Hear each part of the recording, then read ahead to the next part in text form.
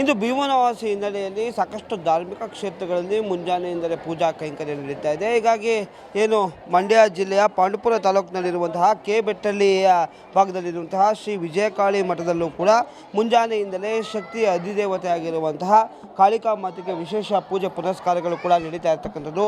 ಅಮಾವಾಸ್ಯೆಯಿಂದಲೇ ಸಾಕಷ್ಟು ಜನ ಭಕ್ತರು ಕೂಡ ಬಂದು ದೇವರ ಸನ್ನಿಧಿಯಲ್ಲಿ ವಿಶೇಷ ಪೂಜೆ ಪ್ರಾರ್ಥನೆಯನ್ನು ಮಾಡ್ತಾ ಇದ್ದಾರೆ.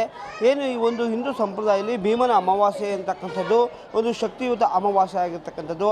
ಹೀಗಾಗಿ ಈ ಒಂದು ಅಮಾವಾಸ್ಯೆಯಲ್ಲಿ ಅಂದರೆ ಆಷಾಢ ಮಾಸ ಮುಗಿದ ನಂತರ ಬರುವಂತಹ ಈ ಒಂದು ಅಮಾವಾಸ್ಯೆಯಲ್ಲಿ ಶಕ್ತಿ ದೇವತೆಯನ್ನು ಪೂಜೆಯನ್ನು ಮಾಡಿ ಏನು ಕಳೆದ ತಿಂಗಳುಗಳಿಂದಲೂ ಕೂಡ ಆಷಾಢದಲ್ಲಿ ಶಕ್ತಿಯ ಅಧಿದೇವತೆ ಆಗಿರುವಂತಹ ಅಧಿದೇವತೆಯ ಪೂಜೆಯನ್ನು ಆದಿಶಕ್ತಿಯ ಪೂಜೆಯನ್ನು ಮಾಡಿರ್ತಾರೆ.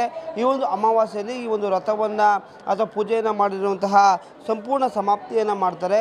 ಹೀಗಾಗಿ ಈ ಒಂದು ಶಕ್ತಿಯ ಆರಾಧನೆಯನ್ನು ಮಾಡುವಂತಹ ವಿಜಯಕಾಳಿ ಮಠದಲ್ಲೂ ಕೂಡ ಮುಂಜಾನೆಯಿಂದಲೇ ಸಾಕಷ್ಟು ದೇವರ ಕೈಂಕರ್ಯಗಳು ಕೂಡ ನಡೆದಿರ್ತಕ್ಕಂಥದ್ದು.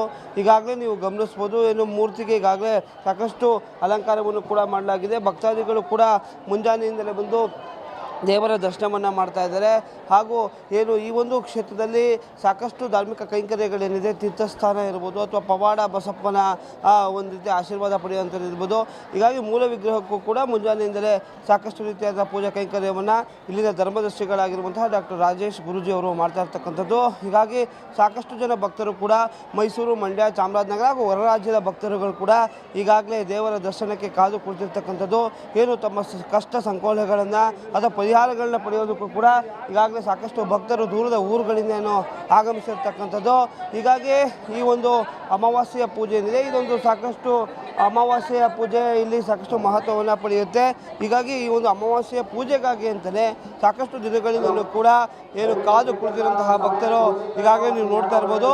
ಹೀಗಾಗಿ ಈ ಒಂದು ಏನು ಭೀಮನ ಅಮಾವಾಸ್ಯೆ ಏನಿದೆ, ಈ ಭೀಮನ ಅಮಾವಾಸ್ಯೆಯನ್ನು ಸಾಕಷ್ಟು ಶ್ರದ್ಧಾಭಕ್ತಿಯಿಂದ ಈ ಒಂದು ವಿಜಯಕಾಳಿ ಮಠದಲ್ಲಿ ಮಾಡ್ತಾ ಇರ್ತಕ್ಕಂಥದ್ದು. ಈಗಾಗಲೇ ಸಾಕಷ್ಟು ಸಂಪೂರ್ಣ ಸಿದ್ಧತೆಗಳಾಗಿದೆ. ಹೀಗಾಗಿ ಉತ್ಸವ ಮೂರ್ತಿಯ ದರ್ಶನವನ್ನು ಕೂಡ ಈಗಾಗಲೇ ಏನು ಇಲ್ಲ ಭಕ್ತರು ಕೂಡ ಮಾಡ್ತಾ ಇರ್ತಕ್ಕಂಥದ್ದು. ಕ್ಯಾಮ್ರಾಮನ್ ಸತೀಶ್ ಜೊತೆ ಶಶ್ಮಾತ್ ನ್ಯೂಸ್ ಗೌಡ, ಮೈಸೂರು.